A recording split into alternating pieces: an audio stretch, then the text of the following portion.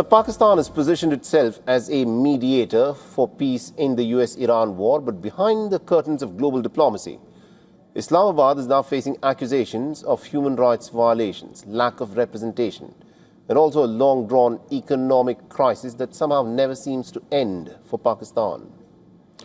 Chaos is unfolding closer at home. It has spread across different regions in and across the country.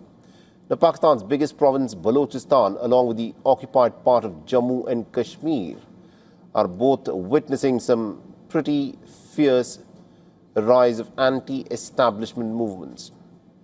The Pakistan-occupied Kashmir is on the boil for the last 40 days. The Joint Awami Action Committee is leading the protests across the occupied territory. The movement has refused to die down despite multiple crackdowns by the Pakistani security forces, and the group is now demanding for an end to Pakistani occupation and for the creation of an independent homeland. And apart from accusations of choking the supply of food, fuel and supplies to PoK, the Pakistani forces have opened fire on the protesters on multiple occasions. However, the movement has only intensified. Thousands of people have joined a march to Muzaffarabad, which is the capital of Pakistan-occupied Kashmir. Addressing the protesters ahead of the march, one of the prominent leaders of JAAC, Aman Khan, has now rejected Pakistan's official description of the region. He said that PoK is neither independent nor is it a disputed territory. It is an occupied territory, and the statement was met with loud applause from thousands of people who voiced their support for this.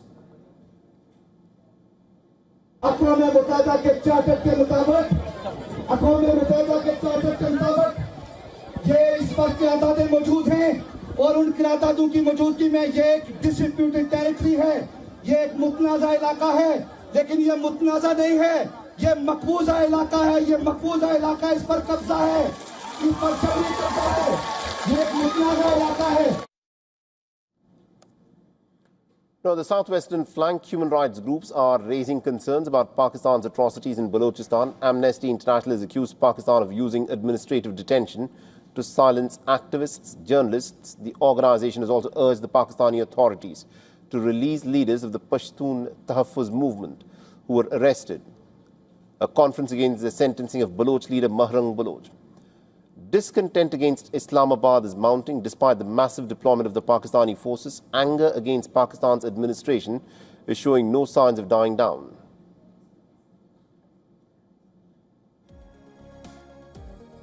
And we earlier spoke with Mr. Adil Farooq Raja, who is a journalist and a former Pakistani military officer.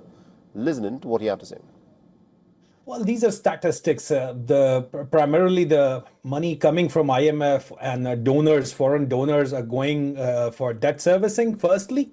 Then it is going for defense, and the military industrial complex of Pakistan. It's not actually a military industrial complex. It's the military incorporated, the military business empire of Pakistan is such a huge empire that it requires constant input of money. So obviously, the second biggest expenditure is the defense budget of Pakistan.